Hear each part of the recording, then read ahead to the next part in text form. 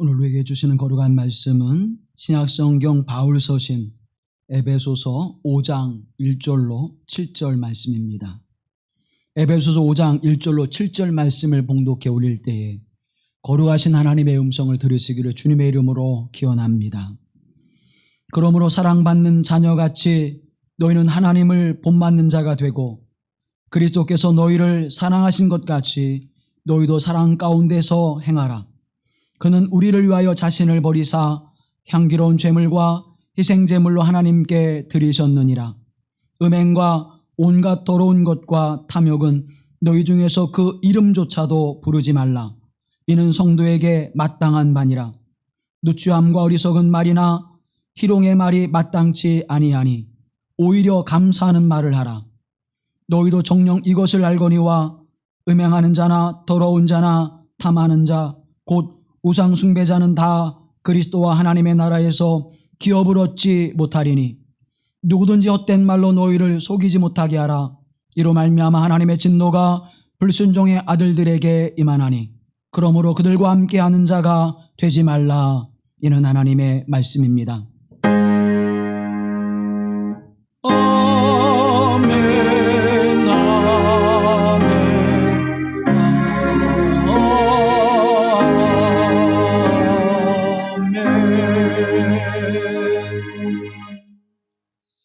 우리 주 예수 그리스도의 은혜와 평강이 우리 가운데 함께 하시기를 주님의 이름으로 기원합니다. 독일의 토마스 아켄피스라고 하는 사람이 있는데 이분이 그리스도를 본받아라고 하는 기독교 고전의 3대 명저인 하나를 저술했습니다. 예수 그리스도를 믿고 하나님의 백성으로 살아갈 때에 주님을 따르는 그 모습이 어떠해야 하는지를 묵상하면서 기록한 책입니다. 114가지의 주제를 가지고 묵상하면서 그 말씀을 따라 또 예수 그리스도를 묵상하며 실천하는 그러한 겉면의 이야기들로 기록되어져 있는데 평생을 이 토마스 아켄피스는 청빈과 성결과 순종의 삶을 살아갔습니다. 본인도 그 삶을 살아갔고 또 그를 따르는 많은 제자들과 무리들에게도 그 삶을 권했을 뿐만 아니라 오늘을 살아가는 저와 여러분의 삶의 모습이 예수 그리스도와 같이 청빈과 성결과 순종의 삶을 살았던 토마스 아켄피스와 같이 말씀 앞에 살아가야 될 줄로 믿습니다. 그가 그 책에서 첫 번째 장을 그리스도를 본받아라고 하는 제목을 쓰면서 첫 번째로 성경의 구절을 인용하는데 그것이 요한복음 8장 12절인데 나는 세상의 빛이니 나를 따르는 자는 어둠에 다니지 아니하고 생명의 빛을 얻으리라. 아멘. 세상의 빛 대신 예수 그리스도를 따르는 삶을 통하여 우리가 생명의 빛 가운데로 살아가는 삶을 살아가라고 말씀하시는 주님, 그 주님이 우리를 부르셨고 그 주님이 우리를 하나님의 자녀되게 하신 줄로 믿습니다. 그래서 예수 그리스도를 따르는 그 삶의 모습 속에서는 우리의 어떠한 욕망과 욕심과 그리고 탐욕이 아니라 그 모든 것들을 제하고 그것에서 벗어나 이제는 예수 그리스도의 거룩하신 은총을 따라 하나님의 말씀과 믿음으로 순종하는 삶을 통해서 광명한 의로운 빛을 비추는 자로 하나님 앞에 살아가는 것이 그리스도 예수를 따라가는 사람이요 그리고 예수 그리스도를 따라 살아가는 삶의 모습임을 우리는 믿습니다.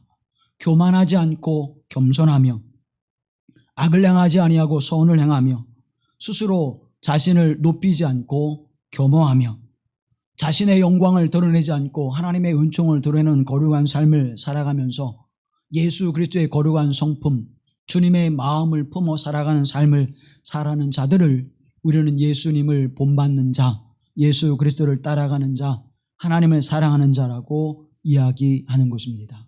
사랑하는 성도 여러분, 저와 여러분은 예수 그리스도를 믿는 자입니다. 예수 그리스도의 은총 안에서 하나님의 구원의 은혜를 입은 자들입니다.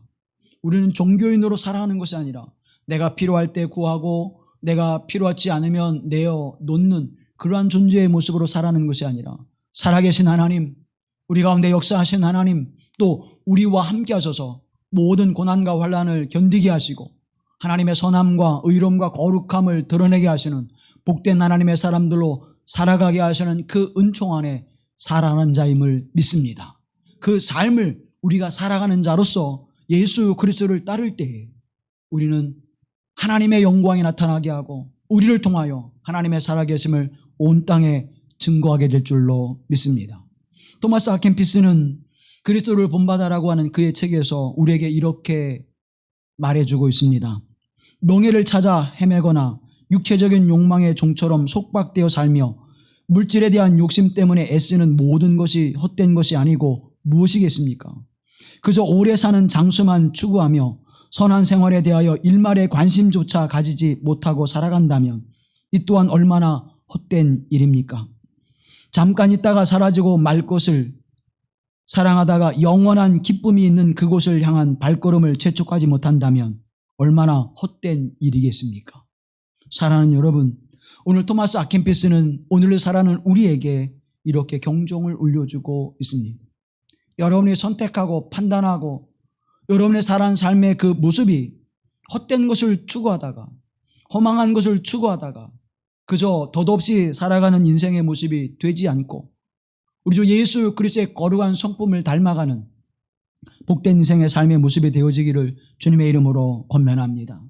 우리의 속담에 부전자전, 모전여전이라고 하는 말이 있지요. 근데 우리는 이 말을 쓸 때에 부정적인 것을 할 때 많이 씁니다. 그죠? 뭐가 잘못하거나 문제가 되거나 자녀들이 어떤 잘못된 행동을 할 때 그럼 그렇지, 부전자전이야, 모전여전이야. 부부 가운데에도 그런 말을 할 때가 많이 있습니다. 근데 그때 어떻게 해요? 아이가 나를 기쁘게 하거나 어머니의 아버지의 마음에 그 합당한 일을 하거나 그 뜻을 순종하여 따르거나 할 때 그래 부전자전이구나 그렇게 하지 않지요. 대부분의 경우가 7, 8의 경우는 다 부정적인 것. 당신을 닮아서 당신을 닮아서 좀 이런 일이 있나 봐. 그렇죠? 우리가 무엇을 이야기할 때에 부정적인 모습으로 말할 때 부전자전, 모전여전이라는 말을 씁니다. 그런데 여러분, 우리는 이걸 긍정적인 모습으로 봐야 돼요. 어떻게 봐야 되느냐? 그래, 당신을 닮아서 이 아이가 이렇게 바르고 선하게 자라나는 거야. 당신을 닮아서 이 아이가 이렇게 올바른 선택을 하고 참 잘 살아가고 있는 거야. 사랑하는 성도 여러분, 우리의 모습을 바라보십시오. 우리는 누구를 닮아야 돼요? 우리는 부전자전, 모전여전이 돼야 합니다. 왜요? 우리의 아버지는 하나님이시기 때문입니다. 우리가 하나님을 닮아야 되잖아요. 우리가 누구를 닮아야 됩니까? 저와 여러분은 하나님을 닮아야 돼요. 그래서 부전자전의 모습, 모전여전의 모습이 되어야 하나님의 거룩함과 의로움을 드러낼 수 있는 줄로 믿습니다. 오늘 본문의 말씀 1절 이하의 말씀을 통하여 예수 그리스도를 닮아가는 하나님 아버지의 거룩함을 닮아가는 모습을 우리에게 강조해 주고 있습니다. 예수 그리스도께서 하나님 아버지의 마음을 기쁘시게 하시고 그 삶을 따라 살아가셨던 것처럼 저와 여러분도 그렇게 살아가라고 말씀해 주고 있는데 하나님의 사랑을 본받으라는 것입니다. 하나님의 성결하심을 본받으라는 것입니다. 하나님의 거룩한 빛을 우리가 비추라는 것입니다. 우리로 하나님의 선함과 의로움과 거룩함을 온 땅에 드러내려는 것입니다. 우리로 하나님의 기뻐하심이 무엇인지를 알고 하나님을 기쁘시게 하는 삶을 살아내라고 우리에게 말씀해 주고 있는 것입니다. 이 본받는 삶의 모습을 찾아갈 때 하나님의 뜻에 순종하고 하나님의 말씀 앞에 우리가 겸허히 무릎을 꿇고 그 말씀이 내게 이루시옵소서, 그 말씀을 내가 이루어 살아갈 수 있도록 하나님의 성령이여 도우시옵소서 기도하며 주의 말씀을 따라 마음과 뜻과 힘과 정성을 다할 때 하나님이 기뻐하신다는 거예요. 우리가 우리의 자녀들이 순종하고 우리의 자녀들이 선하고 의로운 길로 향하며 선한 열매를 맺을 때 우리가 기뻐하는 것처럼 하나님 아버지도 그렇게 기뻐하실 줄로 믿습니다. 그런데 오늘 본문의 말씀 하나님을 본받는 자 되라라고 하는 말씀 바로 앞에 무엇이라고 말씀하고 있습니까? 하나님의 사랑을 받는 자녀처럼이라고 말씀하고 있습니다. 하나님의 사랑을 받는 자, 저와 여러분은 하나님의 사랑을 받는 자임을 믿습니다. 어떻게 해요? 우리가 어떻게 할 수 있습니까? 내가 예수님을 그리스도로 고백하는 것을 통하여, 내가 십자가의 주님을 나의 주님으로 고백하는 것을 통해서, 살아계신 하나님이 나와 함께 하심을 믿는 믿음을 통해서 나는 하나님의 사랑을 받는 자임을 확인하게 되어지고 확신하게 되어지고 또 그 은혜 안에 나가게 되는 줄로 믿습니다. 오늘 본문 1절을 시작할 때 그러므로라고 하는 접속사를 사용하고 있습니다. 이 그러므로라고 하는 것은 헬라어로 운인데, 이것은 그래서, 이제는, 따라서, 결과적으로 말하면, 그런 의미를 담고 있습니다. 앞에 있었던 모든 삶의 모습들, 우리가 이전에 행했던 그런 악함과 불의함의 일들을 이제는 다 벗어버리고 그리스도 예수 안에서 우리가 새롭게 된 자들이다.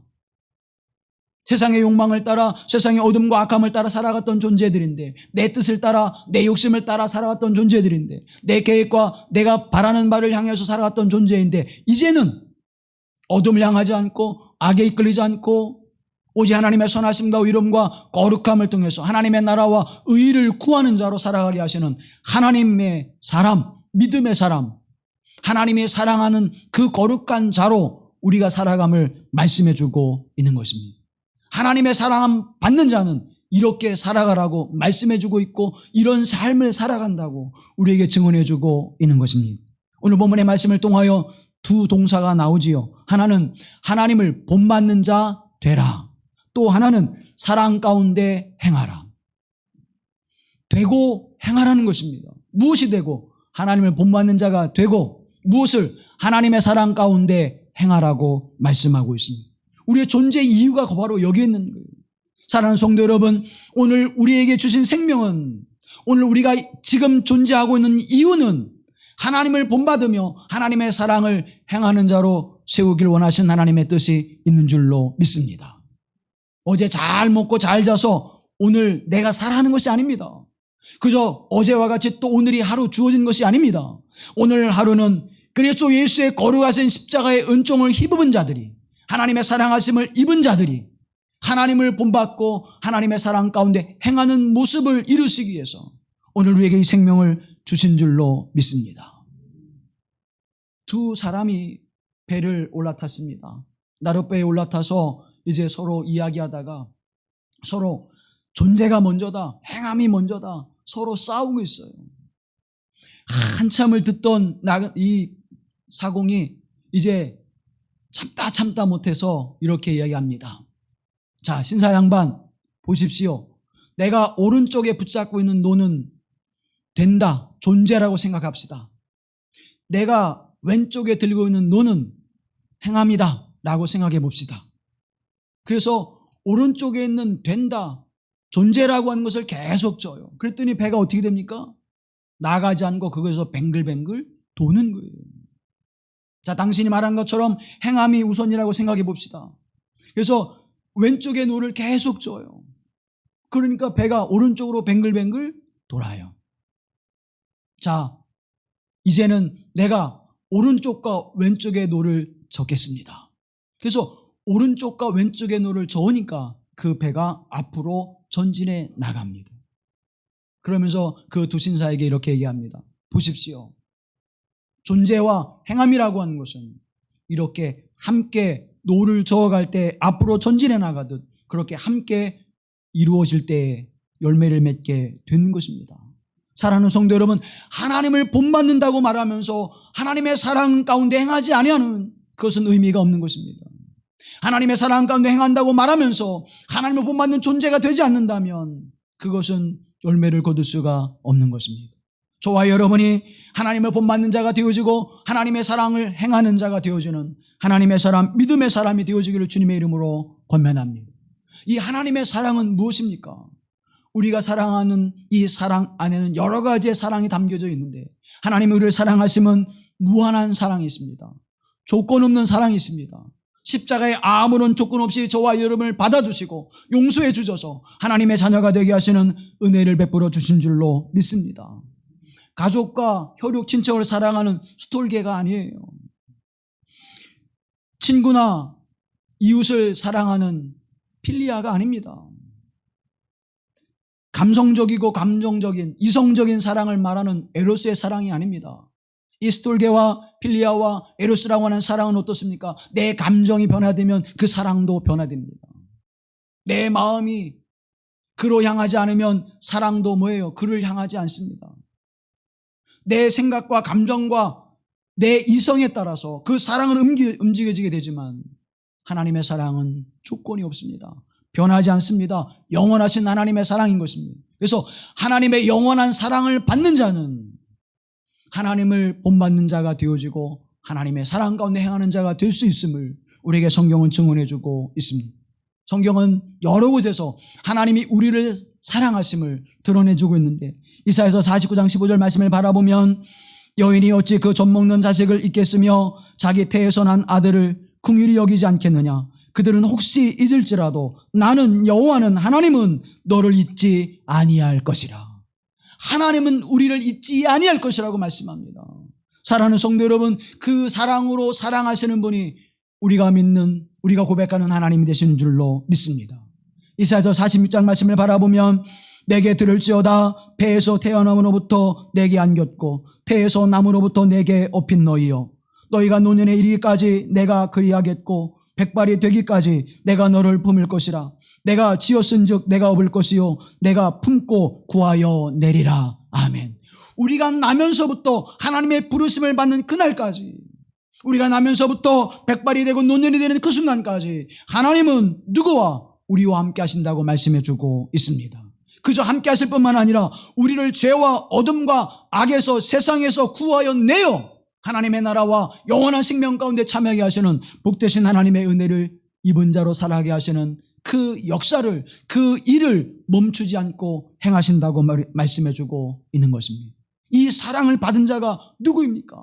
사랑하는 성도 여러분, 저와 여러분임을 확신하고 고백할 수 있게 되기를 주님의 이름으로 권면합니다. 하나님의 사랑을 받는 자녀처럼 살아가는 그 복된 삶의 모습, 그것이 오늘 하나님의 영광을 드러내는 것이고 그것이 하나님을 본받는 자의 자격이라고 말씀한다면 우리는 그 자격이 되는 자예요. 왜? 이 사랑을 받는 자이기 때문입니다. 그래서 우리는 하나님을 본받는 자가 되어지고 하나님을 사랑하며 그 사랑 안에서 행하는 자가 되어야 될 줄로 믿습니다. 요한일서 3장 1절 말씀을 바라보면 이렇게 말씀합니다. 보라, 아버지께서 또한 사랑을 우리에게 베푸사 하나님의 자녀라 일컬음을 받게 하셨는가. 우리가 그러하도다. 그러므로 세상이 우리를 알지 못함은 그를 알지 못함이라. 하나님의 그 사랑을 아는 자는 하나님을 안다는 거예요. 그러나 그 사랑을 행하지 아니하는 자는 하나님의 사랑을 알지 못한다는 것입니다. 무한하신 하나님의 사랑, 십자가의 그 충만하신 하나님의 사랑, 조건 없으신 하나님의 사랑을 받은 자로서 스톨게가 아니라 에로스가 아니라 필레오가 아니라 내 감정과 내 생각과 내 뜻에 따라서 변화되어지는 그런 사랑이 아니라 무조건적인 하나님의 사랑, 변함이 없으신 하나님의 사랑, 언제나 풍성하시고 풍요로우시고 넉넉하시고 충만하신 하나님의 사랑하심이 오늘 저와 여러분을 사랑하시는 하나님의 사랑인 줄로 믿습니다. 그래서 하나님의 사랑은 불변하는 거예요. 하나님의 사랑하심은 영원 무궁한 것입니다. 로마서 5장 8절 말씀에 이렇게 말씀합니다. 우리가 아직 죄인 되었을 때에 그리스도께서 우리를 위하여 죽으심으로 하나님께서 우리에 대한 자기의 사랑을 확증하셨느니라. 하나님의 사랑을 확증해 주셨는데 어떻게? 그리스도 예수가 십자가에 죽으심으로 아직 우리가 죄인 되었을 때에 그 사랑을 나누어 주심으로 우리를 사랑을 확증해 주셨다고 말씀합니다. 십자가가 우리의 사랑의 보증이에요. 예수 그리스도의 십자가의 죽으심이 우리를 사랑하신 하나님의 보증이에요. 이보다 더 확실한 것이 어디에 있습니까? 이보다 더 확실한 하나님의 사랑하심이 어디에 있습니까? 이 사랑을 확증하셨다고 우리에게 말씀해 주고 있고 그 확정하신 하나님의 사랑 가운데 살아가는 자가 바로 저와 여러분인 줄로 믿습니다. 로마서 8장 32절 말씀에 바라보면 자기 아들을 아끼지 아니하시고 우리 모든 사람을 위하여 내주신 이가 어찌 그 아들과 함께 모든 것을 우리에게 주시지 아니하겠느냐. 아들 예수 그리스도를, 독생자 예수 그리스도를 십자가에 내어주신 하나님이 우리를 위하여 그 모든 것을 내어주시지 않겠느냐. 사랑하는 성도 여러분, 이 하나님의 사랑이 끊임없이 우리에게 주어짐을 확신하시길 주님의 이름으로 권면합니다. 고린도후서 5장 14절 말씀에는 그리스도의 사랑이 우리를 강권하시는도다고 말씀합니다. 그리고 우리가 생각하건대 한 사람이 모든 사람을 대신하여 죽었은즉 모든 사람이 죽은 것이라. 그리스도 예수가 십자가에 죽으심으로 이 땅에 하나님의 사랑을 받는 자, 구원받는 자, 하나님께서 택하시고 부르심을 받은 모든 이들의 구원을 이루셔서 이제 죄와 어둠과 악에 대하여 죽고 하나님과 생명에 대하여 살아난 자가 된 줄로 믿습니다. 이 은혜를 입은 자가 바로 저와 여러분입니다. 사랑하는 여러분, 더 많은 성경 구절이 많이 있습니다. 그럼에도 불구하고 하나님 나를 사랑해 주심을 감사합니다. 이 사랑의 확신과 믿음이 오늘 하나님 앞에 예배하게 되어지고, 이 사랑의 확신과 믿음이 하나님을 본받는 자가 되게 하시고 하나님의 사랑 가운데 행하는 자가 되게 하소서. 나로 하나님의 영광을 드러내게 하시고 나로 말미암아 하나님이 기뻐하시는 삶을 살아가게 하옵소서. 이 몸된 교회로 하나님의 세우신 가정을 통해서 하나님의 영광을 나타나게 하시는 거룩한 믿음의 삶을 살아가는 가정, 교회 공동체가 되게 하옵소서. 기도하며 우리는 그 길을 걸어가야 될 줄로 믿습니다. 고린도전서 2장 2절 말씀에는 내가 너희 중에서 예수 그리스도와 그의 십자가에 못 박히신 것 외에는 아무것도 알지 아니하기로 작정하였음이라고 말씀합니다. 여러분, 하나님의 사랑으로 충만하다는 거예요. 더 이상 그 어떤 것이 필요 없다는 거예요. 난 하나님의 사랑만, 예수 그리스도의 십자가의 그 복음의 은총만 내게 있으면 모든 것으로 만족하고 모든 것으로 충만하다고 사도 바울은 고백하고 있는 것입니다. 그 삶이 무엇을 만들어냅니까? 그 삶이 예수 그리스도를 향하여, 뼈대 대신 예수 그리스도를 향하여 달려가게 하시는 것입니다. 걸어가도 되는데 왜 달려간다고 말씀할까요? 여러분, 달려갈 때는 그곳에 집중하기 때문입니다. 세상에 집중하지 않습니다. 내 삶의 모습에 집중하지 않습니다. 내 인생에 집중하지 않습니다. 오직 예수 그리스도에게만 집중하게 될 때 내 삶이 풍성해지고 내 가정이 평안해지고 하나님의 세준 거룩한 교회 공동체가 하나님의 나라와 의를 구하게 하시며 하나님의 선함과 의로움과 거룩함의 열매를 맺게 하시는 복된 은총이 우리 가운데 함께할 줄로 믿습니다. 그것이 하나님의 사랑함을 받은 자들의 특권이고 그 삶을 만들어낼 수 있는 하나님의 은총인데, 이것마저도 하나님이 우리에게 선물로 주신다고 말씀해주고 있습니다. 야고보서 1장 17절 말씀에 온갖 좋은 은사와 온전한 선물이 다 위로부터 빛들의 아버지께로부터 내려오나니 그는 변함도 없으시고 회전하는 그림자도 없으시니라. 사랑하는 여러분, 온갖 좋은 은사와 온전한 선물이 다 어디로부터 와요?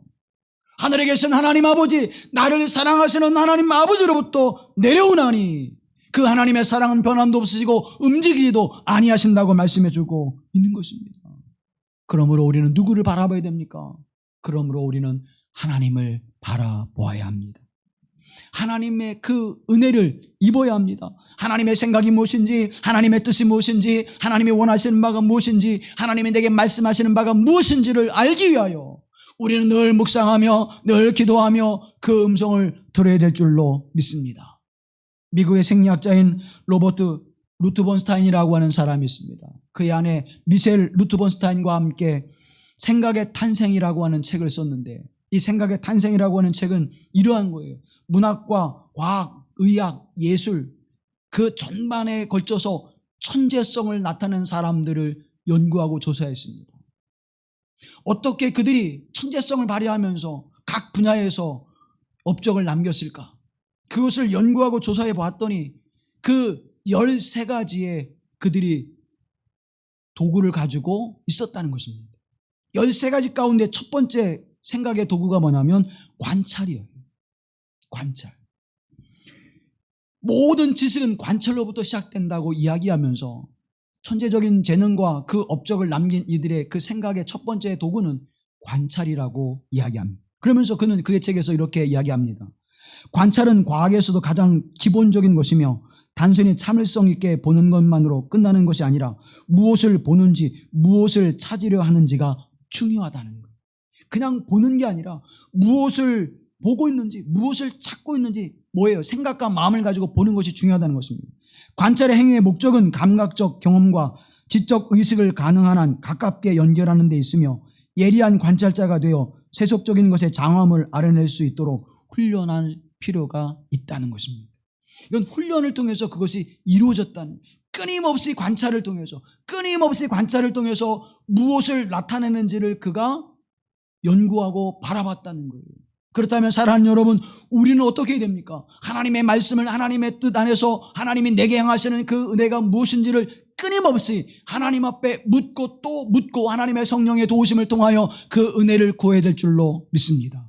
하나님의 뜻을 알기 위해서, 하나님의 말씀을 알기 위해서, 하나님 왜 이 시대, 이 역사 속에서 이 팬데믹의 상황이 우리에게 주어졌습니까? 지금 이 시대 속에서 기후의 엄청난 이상의 역사들이, 징조들이 나타나고 있습니까? 그저 인간이 잘못해서 그래 사람들이 욕심이 많아서 그래, 그렇게 끝일 일이 아니라는 거예요. 이 일들을 통하여 하나님이 무엇을 말씀하고자 하시는지, 이 일을 통해서 하나님 백성들에게 하나님은 무엇을 알게 하시고 경종하고 계시는지를 우리가 끊임없이 묻고 말씀에 물어 그 응답을 들어야 하는 것입니다. 그래야 무엇을 해요? 준비하는 거예요. 지혜로운 다섯 처녀가 왜 지혜롭습니까?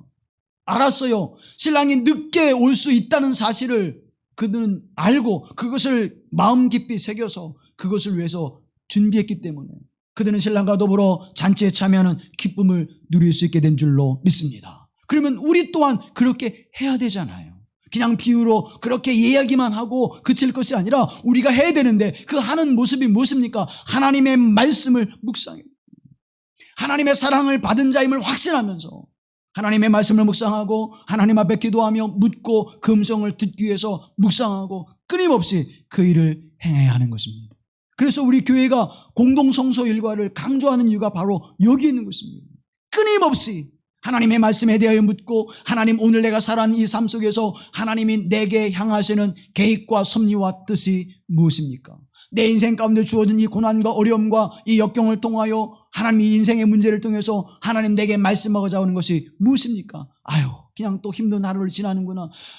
낙심하며 그렇게 지나는 것이 아니라 하나님 이 삶에 하나님의 뜻이 있음을 내가 믿습니다. 하나님 그 뜻을 알게 하시고 내가 이 뜻을 깨달아 견뎌낼 수 있게 하시고 이 뜻을 통해서 하나님의 선함을 드러내게 하옵소서. 하나님의 살아계심을 드러내게 하옵소서. 하나님의 영광을 드러내게 하옵소서. 세상 사람들을 말미암아 조롱과 멸시와 천대 인생이 되지 않게 하시고 하나님의 이름을 망령되게 일컫는 일을 만들어내지 않게 하시고 하나님 이 일을 통하여 하나님 영광을 나타나게 하옵시고 하나님 사랑하심을 입은 이 사람이 하나님 앞에 영화로운 삶을 살아가게 하옵시며 살아계신 하나님, 역사하신 하나님이 나와 함께 하셔서 내가 능력에 주님을 자랑하며 살아갈 수 있는 복된 믿음의 삶이 되게 하옵소서. 진정한 사랑을 경험할 때 그것이 내게 능력이 되는 것입니다. 하나님의 사랑의 은혜를 힘입을 때 그것이 세상과 어둠을 이기게 하시는 하나님의 권세와 능력을 나타내게 된 줄로 믿습니다. 사랑하는 여러분, 이 은혜를 힘입으십시오. 이 하나님의 사랑을, 이 하나님의 능력을 힘입으셔서 하나님 앞에 선함과 의로움과 거룩함의 삶을 살아내는 주의 사람들이 되어지기를 주님의 이름으로 권면합니다. 그 본받는 삶을 살아가는 자들에게 이와 같은 열매가 맺혀짐을 성경은 우리에게 말씀해주고 있습니다. 두 번째, 우리에게 뭐를 말씀합니까? 그 사랑함을 입은 자들이 하나님을 본받는 자가 될 뿐만 아니라 이제 그 사랑 가운데 행하는 자가 되라고 말씀해주고 있습니다. 사랑 가운데 행하라. 기독교를 낸 사랑의 종교라고 무한하게 우리 이야기합니다. 그런데 정말 내 안에는 그 사랑이 있습니까? 교회는 사랑이 있어야지, 용서해 줘야 되지, 구제해야 되지, 베풀어야지, 나누어야지. 여러분, 무조건 나누고 무조건 베풀고 무조건 용서해주고 무조건 우리가 양보한다고 할 때에 거기 어떤 열매들이 맺히고 있는지를 우리는 바라봐야 하는 것입니다. 아이들에게 무조건 사랑해줘요. 우리 자녀들을 무조건 사랑해줘. 그래, 맞아, 그래, 해, 그래, 해, 그래, 해. 여러분, 그게 사랑일까요? 그건 사랑이 아닙니다. 아이가 출생해서 자랄 때 우리가 뭐 합니까? 중요한 거 하죠. 때와 시간에 따라서 아이에게 예방접종을 하잖아요. 근데 아이들이 병원에 가기만 하면 어떻게 그렇게 하는지 울기 시작하는 거예요. 그죠? 치과를 가는지 내과를 가는지 이비인후과를 가는지 애들은 모를 텐데 병원에만 가면 울어. 그 앞에 분위기만 보면 애들이 울어. 그렇다고 우리 애가 우는데 사랑하는 마음으로 우리 아이가 울면 안 되지, 다시 집으로 데리고 가면 어떻게 됩니까? 그 아이는 건강하게 자랄 수가 없어요. 시기에 따라서 예방접종을 해줘야 그 아이가 건강하게 자랄 수 있습니다. 주사를 맞는 것이 아프고 치료하는 것이 조금 아플지라도 그것을 견디고 치료를 잘 받아야 아이가 건강하게 자라날 수 있듯이 우리도 하나님 앞에 그렇게 자라나야 하는 것입니다. 그래서 사랑이라고 하는 것을 우리는 무조건적으로 그렇게 용납하는 사랑이 아니라 무엇던 사랑인가 하면 tough love. tough라고 하는 것은 뭡니까? 거칠고 뭔가 강하고 그런 것들을 우리 이야기하죠. 여러분, 투박하고 거칠고 강해 보이는 사랑이지만 그것이 있어야 온전한 사랑의 열매를 거둘 수가 있다는 것입니다. 미국의 유명한 스카펙이라고 하는 정신의학자요 크리스찬 심리학자가 있는데 이분이 아직도 가야 할 길이라고 하는 책에서 tough love라고 하는 걸 처음 사용해요. 그는 사랑을 이렇게 정의합니다. 사랑은 단순히 그냥 막 주는 것이 아니다. 사랑은 지각 있게 주는 것이고 마찬가지로 지각 있게 안 주는 것이다. 그것은 지각 있게 칭찬하고 지각 있게 비판하는 것이다. 이게 뭐냐? tough love라는 거예요. 이 스카펙이라고 하는 사람이 처음 이 단어를 사용합니다. 근데 여러분 보면 하나님이 사랑하심을 말씀하실 때 무조건적으로 용서하고 사랑하고 우리의 모든 것을 용납해 주시죠. 그런데 하나님 그것과 더불어서 우리에게 말씀하는 것이 있습니다. 뭐가 있습니까? 이것은 하지 말라. 왜요? 하나님이 기뻐하지 않는 일은 하지 말라는 것입니다. 하나님을 사랑하는 자가 하나님이 원하시는 일을 행하지 않고 하나님이 원하지 않는 악의 일을 행하지 말라고 우리에게 말씀해 주고 있는 거예요. 사랑은 그래서 터프 러브가 되야 됩니다. 거칠고 투박하고 그렇지만 강한 사랑이 되어져서 하나님 앞에 온전한 믿음의 역사를 이루는 사랑이 되어져야 함을 우리에게 말씀해 주고 있습니다. 때로는 아파서 울 때에도 때로는 힘들어하는 그 모습을 볼 때에도 참고 견디고 인내하도록 만들어주는 것이 사랑이라고 말씀합니다. 하나님은 우리를 사랑하십니다. 우리의 모든 죄를 용서해 주십니다. 그러나 사랑하는 여러분, 우리가 하나님의 그 사랑을 입은 자로서 하지 말아야 될 것, 그것이 있음을 성경은 우리에게 분명히 증언해 주고 있습니다. 오늘 3절 말씀에 음행과 온갖 더러운 것과 탐욕을 행하지 말라는 것입니다. 4절 말씀에 누추함과 어리석은 말이나 희롱의 말을 하지 말라는 것입니다. 5절 말씀에 음행하는 자나 더러운 자나 탐하는 자, 곧 우상 숭배하는 자가 되지 말라고 우리에게 말씀해 주고 있는 것입니다. 음행이라고 하는 것은 무엇입니까? 음행이라고 하는 성적 타락으로 나타나죠. 요즘에도 지금 미국의 유일한 아주 유력한 대선 후보자였던 사람이 이제 중간에 지사직을 내려놓았지요. 무엇 때문에 그랬습니까? 성적인 타락, 음행의 문제예요. 요즘에 또 해군에서 난리가 났습니다. 있을 수 없는 일이 일어났죠. 얼마 됐습니까, 우리가? 근데 또 일어났어요. 왜요? 무엇 때문에 그렇습니까? 자기 본능과 자기 욕심, 자기 감정에 충실한 그런 욕망의 삶 속에서 자기를 주체하지 못하고 누군가에게 엄청난 피해를 주는 그 모든 삶이 바로 음행으로부터 와진다는 것입니다. 자기만 좋으면 되는 거예요. 자기만 즐거우면 되는 거예요. 자기만 행복하면 되는 거예요.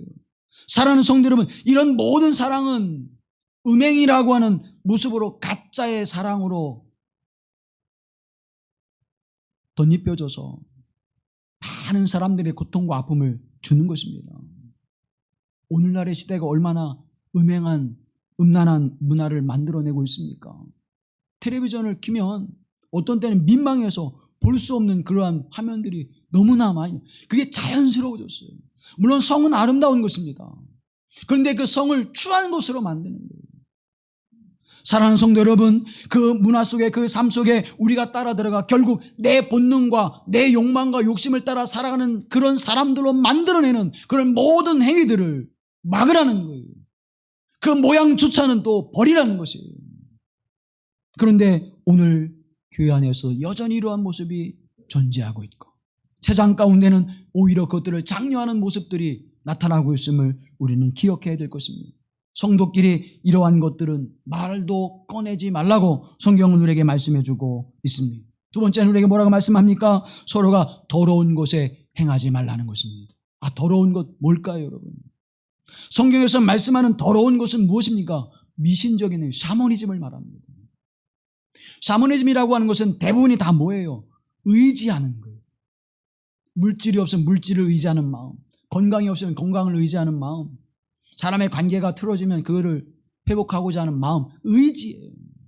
여러분, 사모니즘이라는 게 기복신앙이라고 또 말하잖아요. 그러니까 복을 비는데 누구를 위해서? 나를 위해서. 내 욕심, 욕망, 내 인생의 편안함을 위해서 비는 것인데, 그것이 뭐를? 오히려 의지예요. 그거를 기대서서 많은 복을 받았으면, 그걸 기대서서 내가 평안해졌으면, 내가 그걸 기대서서 무엇인가 누리는 것을 미신적인 것, 그것을 주님은 더러운 것이라고 말씀하고 있는 것입니다. 여러분, 하나님이 우리를 사랑하시는데, 우리가 그 사랑하시는 하나님을 사랑하지 않고 다른 것을 사랑한다면 하나님의 마음은 어떠실까요? 여러분의 자녀가 여러분을 부모로 사랑하지 않고 다른 사람을 더 부모로 사랑한다면 여러분의 마음은 기쁠까요? 여러분의 사랑하는 아내가 여러분의 사랑하는 남편이 나보다 다른 이유를, 이웃집의 아내와 남편을 더 사랑한다면 여러분의 마음 평안하시겠습니까? 우리는 그것을 뭐라고 얘기해요? 더러운 것이라고 말합니다. 우리는 그것을 부도덕하다고 말합니다. 그런데 우리는 하나님 앞에 어떤 삶을 살아갑니까? 하나님을 의지하지 않고, 주의 말씀을 의지하지 않고, 하나님의 언약을 의지하지 않고, 우리는 세상의 것들을 의지하며 살아가고 있지 않습니까? 결국 그것이 우리 안에 있는 뭐예요? 탐욕과 욕망이에요. 그 탐욕과 욕망을 채우기 위해서 더 많은 것들을 가지려고 움켜잡고 있는 거예요. 하나님을 위해서 여러분의 시간을 쓰십시오. 하나님을 위해서 여러분의 재능을 쓰십시오. 하나님을 위해서 여러분의 재물을 쓰십시오. 사랑하는 여러분, 왜 내게 재능을 주시고 능력을 주시고 권세를 주시고 물질을 주시고 내 삶의 그 풍요로움을 주셨습니까? 잘 가지고 있다가 자손들에게 남겨주라고요. 사랑하는 성도 여러분, 하나님을 위해서 사용하십시오. 그것이 탐욕이라고 말씀합니다. 그것을 더러운 것이라고 말씀하고 있는 것입니다. 왜요? 하나님께서 우리에게 주신 그 거룩한 하나님의 자녀된 신분으로 살아가게 하실 때 우리로 하여금 하나님이 기뻐하시는 일을 행할 때 하나님 더 풍성한 은혜를 우리에게 허락하실 줄로 믿습니다. 하나님의 일을 행할 때 물질의 부족함을 채우신 하나님, 하나님의 일을 행할 때 재능과 권능을 주시는 하나님, 하나님의 일을 행할 때 그를 돕는 자들을 붙여주시는 하나님의 역사가 함께함을 우리는 믿습니다. 보세요. 성경의 사람들을 보세요. 믿음의 사람들을 보십시오. 그들이 자랑하고 그들이 말하는 것은 무엇입니까? 하나님이 나를 도우셨습니다. 하나님이 그때 이렇게 나를 도우셨습니다. 하나님이 나를 그때 이렇게 함께 하셔서 내가 그 일을 이룰 수 있었습니다. 하나님이 도우세요. 하나님이 함께 하십니다. 하나님이 도우실 때에는 이 세상의 어떤 권력과 물질과 재능과 권능도 능히 우리가 감당해낼 줄로 믿습니다. 성경은 우리에게 말씀합니다. 악은 모양이라도 버리라고 말씀합니다. 더러운 것, 탐욕스러운 것, 음행하는 것, 하나님 이외에도 사랑하며 하나님을 중심에 두지 않는 모든 행위들을 버리라고 말씀해 주고 있는 것입니다. 사랑하는 성도 여러분, 여러분의 삶의 중심에 늘 하나님의 말씀이 우리 주 예수 그리스도가 중심이 되어 그분이 나의 가치가 되어지고 그분이 나의 삶의 목적이 되어지고 그분이 우리의 삶을 살아가게 하시는 모든 것이 되어졌음을 고백할 수 있게 되기를 주님의 이름으로 권면합니다. 그러면 어떻게 사랑해야 될까요? 그 하나님의 사랑은 어떤 사랑일까요? 그것을 예수님의 모습을 통해서 우리에게 증언해 주고 있습니다. 먼저 주님의 사랑은 어떤 사랑입니까? 우리가 주님을 사랑하기 전에 주님은 우리를 먼저 사랑해 주셨지요. 오늘 본문의 말씀에 그리스도께서 너희를 사랑하신 것 같이 라고 말씀합니다. 사랑하는 여러분, 내가 주님 이렇게 사랑했더니 나를 사랑해 주셔서 하나님 감사해요가 아니라 나를 먼저 사랑해 주셔서 나를 위하여 십자가에 생명을 내어주시고 나누어주시고 영원한 길로 우리를 인도하시는 분이 하나님이신 줄로 믿습니다. 그것이 예수 그리스도의 사랑이에요. 그래서 우리가 먼저 사랑의 모습으로 다가서야 합니다. 마태복음 5장 46절 말씀에 너희가 너희를 사랑하는 자를 사랑하면 무슨 상이 있으리요 세리도 이와 같이 아니하느냐. 그죠? 나를 사랑하는 사람은 사랑할 수 있어요. 여러분, 제가 여러분을 미워하는데 눈이 맞았다고 해서 미워하는 게 아니라 여러분, 제가 미워하는데 여러분이 저를 만날 때 평안한 마음으로 그래도 난 그러할 수 없잖아요. 그죠?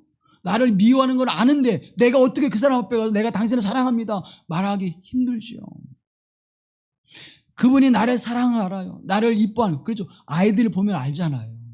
아이 이뻐하는지. 요즘에 그 애완동물들을 키우잖아요. 그러면 얘가 이 애완동물이 뭘 알아요? 이 사람은 나를 정말 좋아하고 이 사람은 나를 싫어하는구나 알잖아요.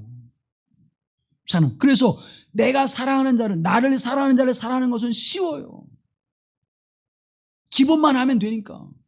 그런데 그 사랑은 세리, 하나님의 나라에 들어갈 수 없다고 말하는 죄인인 세리도 이와 같이 하지 아니하느냐. 사랑하는 성도 여러분, 우리는 원수까지도 사랑하는 그 사랑 가운데 나가야 될 줄로 믿습니다. 교회를 비난하고 교회를 조롱하고 하나님을 욕되게 하는 이들이 있을지라도 저들이 하나님 무지몽매하여 저들이 알지 못하여 행하오니 주님 저들을 불쌍히 여기시고 용서해 주시옵소서. 스데반 집사님이 뭐라고 고백합니까? 아버지여 저들의 죄를 용서해 주시옵소서. 예수님께서 십자가에서 뭐라고 말씀하십니까? 아버지여 저들이 알지 못하여 죄를 범하오니 저들을 용서해 주시옵소서. 손영환 목사님도 저들의 죄를 용서해 주시옵소서. 그 마음은 어떤 마음입니까? 사랑의 마음입니다. 그 마음은 어떤 사랑입니까? 하나님의 사랑입니다. 그래서 나를 향해 돌을 던지는 자들을, 나를 십자가에 매다는 자들을, 나의 자녀를 죽인 자들을 그리스도의 사랑으로 그들을 품 안으시는 그 사랑하심이 그들에게 있는 것이에요. 그 사랑으로 사랑하라는 것입니다. 그 사랑으로 가족을 사랑하십시오. 혈육 친척을 사랑하십시오. 이 몸된 교회 공동체를 사랑하십시오. 이 나라 민족을 사랑하십시오. 그래서 하나님의 사랑의 열매를 맺는 여러분이 되어지길 주님의 이름으로 권면합니다. 또 주님의 사랑은 어떤 사랑입니까? 자신의 사랑을 버리시는 사랑이었습니다. 빌립보서 2장의 말씀을 보면 그는 근본 하나님의 본체시나 하나님과 동등됨을 취할 것으로 여기지 아니하시고 오히려 자기를 비워 종의 형체를 가져 사람들과 같이 되었고 사람의 모양으로 나타나셨음에 자기를 낮추시고 죽기까지 복종하셨으니 곧 십자가에 죽으심이라. 사랑하는 여러분, 예수님의 그 하나님의 아들됨의 권리를 주장하지 않았습니다. 자신의 그 신적인 특권을 주장하지 않으셨습니다.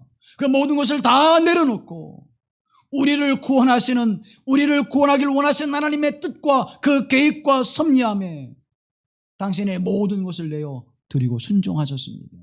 그랬더니 어떤 역사가 나타납니까? 그랬더니 십자가 앞에 모든 사람이 무릎을 꿇게 하시고 하나님의 영광 중에 그를 다시 살리셔서 그 앞에 경배와 찬양을 드리게 하시는 놀라운 하나님의 역사를 허락하셨다고 하는 사실을 우리가 기억하고 있지 않습니까?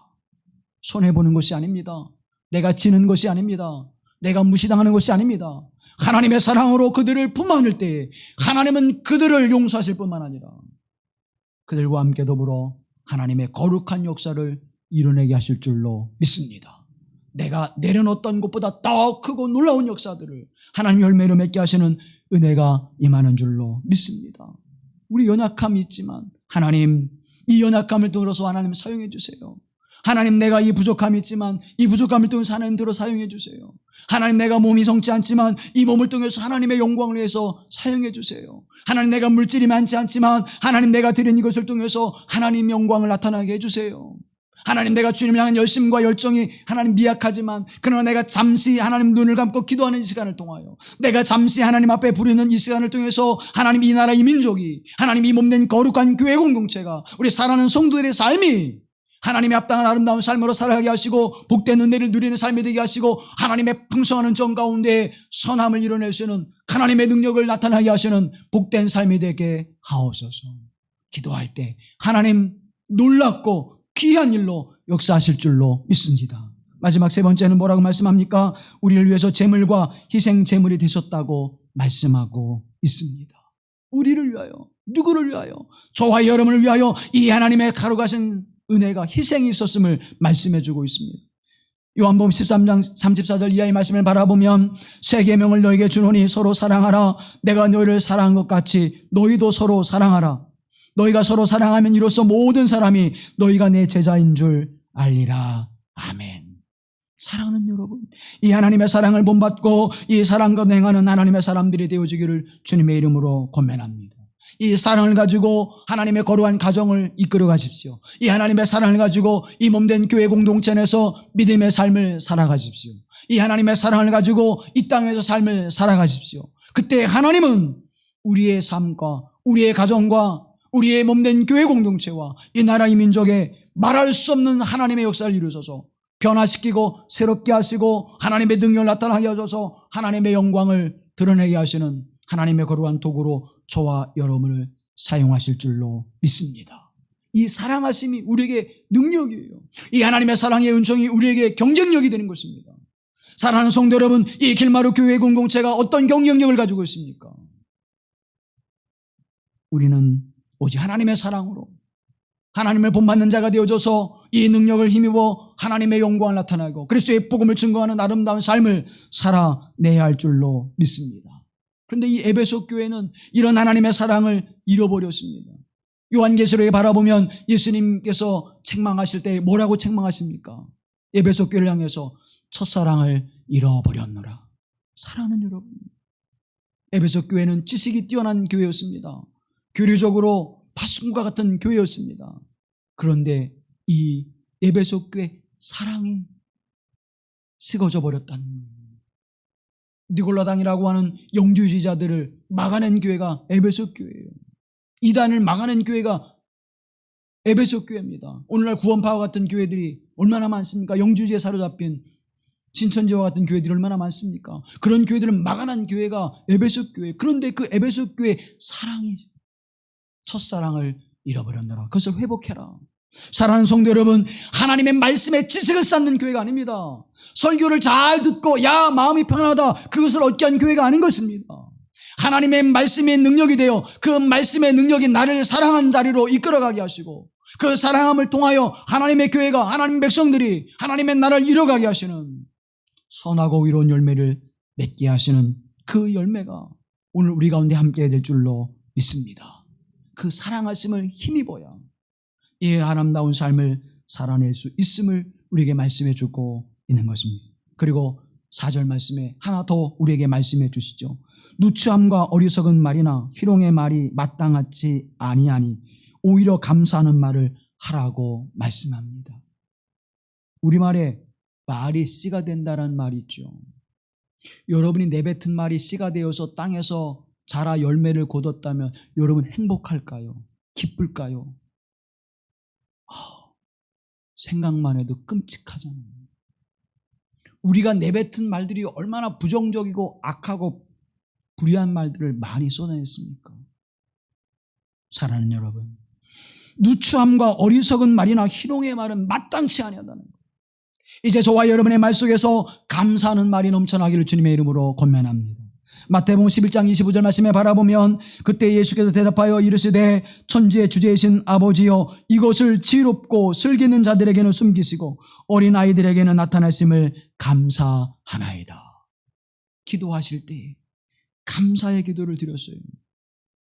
친구처럼 여겼던 나사로가 죽어서 무덤에 장사되었습니다. 그때 이렇게 기도하셨지요. 요한복음 11장 말씀에 보면 돌을 옮겨 놓으니 예수께서 눈을 들어 우러러 보시고 이르시되 아버지여 내 말을 들으신 것을 감사하나이다. 감사의 기도를 드렸습니다. 감사의 기도를 드릴 때 놀라운 역사가 일어나죠. 심지어 예수님께서는 이제 십자가에 죽으시기 직전에도 감사의 기도를 드리셨습니다. 마태복음 26장 말씀에 보면 또 잔을 가지사 감사 기도하시고 그들에게 주시며 이르시되 너희가 다 이것을 마시라. 십자가에 죽으시기 전에 제자들과 함께 만찬을 행하시면서 감사의 기도를 드렸습니다. 사랑하는 여러분, 우리는 어느 때 감사합니까? 감사할 조건이 있을 때만 감사하지 않아요. 감사할 일이 있을 때만 감사하지 않아요.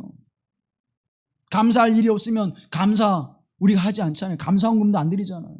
사랑하는 성도 여러분, 우리가 하나님 앞에 감사의 삶을 살아갈 때, 감사의 언어로 우리가 하나님 앞에 살아갈 때 그 감사의 언어가 더 풍성해 가실 뿐만 아니라 그 감사의 언어를 통하여 하나님의 놀랍고 귀한 일들을 이뤄낼 줄로 믿습니다. 감사의 기도를 드렸더니 죽었던 나사로가 일어나 예수님에게로 나오는 놀라운 역사가 일어났습니다.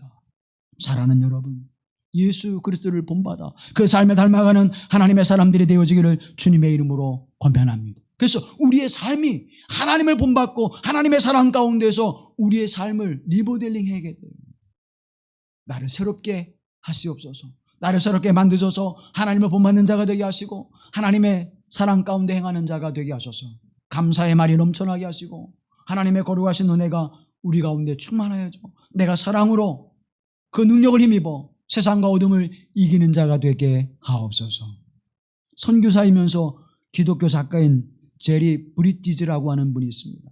이분이 거룩한 삶의 추구라고 하는 책을 썼는데, 내비게이터 선교회에서 이 책을 펴냈는데, 여기에 그리스도인들이 거룩한 삶을 살아가게 하는, 예수님을 본받고 하나님을 본받는 자의 삶을 살아가는 기준 4가지를 우리에게 말씀해줍니다. 첫 번째 기준이 뭐냐면, 육체적으로, 영적으로, 정신적으로 유익한가 따져보라는 것. 내가 지금 행하는 일이 육적으로, 정신적으로, 영적으로 유익한 일을 지금 하고 있는가. 만약 경제적으로만, 육체적으로만, 마음으로만 우리가 그것을 만족한다면 그것은 무엇인가 잘못됐다는 것입니다.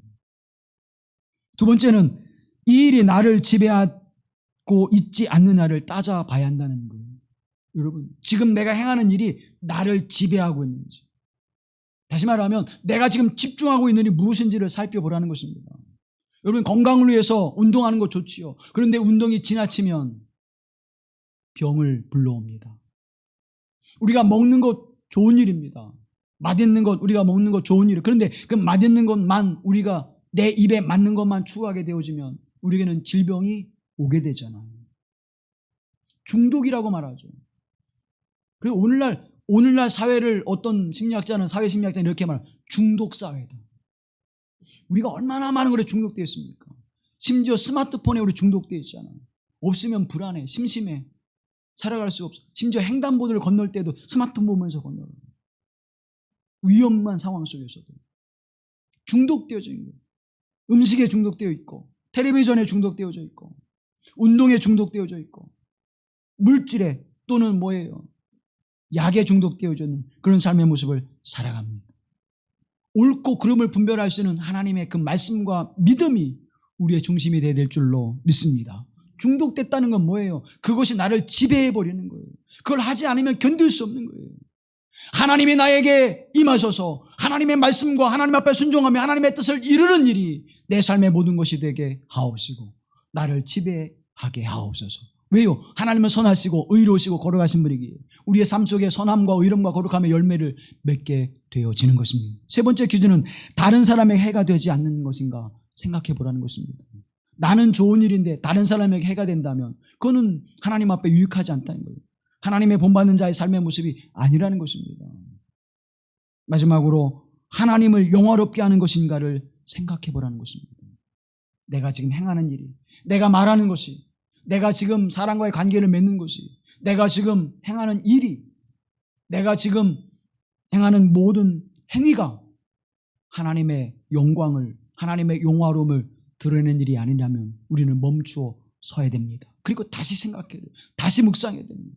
사랑하는 성도 여러분, 오늘 하나님 말씀하시는 것처럼 이 삶의 모습을 통하여 하나님을 본받는 자가 되어지고 하나님 사랑 가운데 행하여 그 권능과 능력으로 선한 열매를 맺게 하심으로 말미암아 하나님을 기쁘시게 하고 여러분의 영과 혼과 몸도 하나님의 풍성한 은혜를 누리시기를 주님의 이름으로 권면합니다. 또 그 삶의 살아남음으로 말미암아 여러분의 가정과 임원된 교회 공동체가 하나님의 더 큰 은혜와 사랑 가운데 세워지는 하나님의 거룩한 가정과 교회 공동체가 되어지고 여러분의 삶이 되어지기를 주님의 이름으로 권면합니다. 우리 함께 주님, 하나님을 본받는 자가 되게 하시고 무엇보다 하나님의 사랑을 받는 자임을 확신케 하여 주셔서 하나님을 본받는 자가 되게 하시고 하나님 사랑 가운데 거하는 자가 되게 하옵소서. 우리 함께 기도합니다. 자비하신 아버지 하나님, 은총과 사랑함 가운데 우리를 불러주시고 무한한 하나님의 사랑 우리를 세우심을 감사하며 찬양합니다. 하나님, 이 부족하고 미약하고 나약하며 연약한 존재도 무지렁이와 같은 존재도 하나님 사랑해 주셔서 하나님 앞에 존귀하고 아름답게 쓰임받게 하시고 하나님의 선하심과 같이 우리도 선한 열매를 구하게 하시고 하나님의 의로우심과 같이 우리도 의로운 삶을 살아가게 하심을 감사합니다. 그 사랑을 받는 자임을 확신케 하소서. 오늘 우리가 하나님을 본받는 자가 되게 하시고 그리스도 예수를 본받는 자가 되게 하시고 하나님의 성령의 역사심을 따라 살아갈 수 있는 은혜를 베풀어 주시옵소서. 하나님, 이 삶이 하나님 앞에 이 아름다운 삶을 살아내게 하심을 말미암아 사랑이 넘치는 가정이 되게 하시고 사랑의 풍성한 교회 공동체가 되게 하시고 사랑의 능력을 가지고 이 지역과 민족에게 하나님의 영광을 드러내시는 복된 교회, 복된 성도가 될 수 있도록 하나님 역사해 주시옵소서. 우리를 구속하사 함께 하신 예수 그리스도의 이름으로 간절히 기도하옵나이다. 아멘.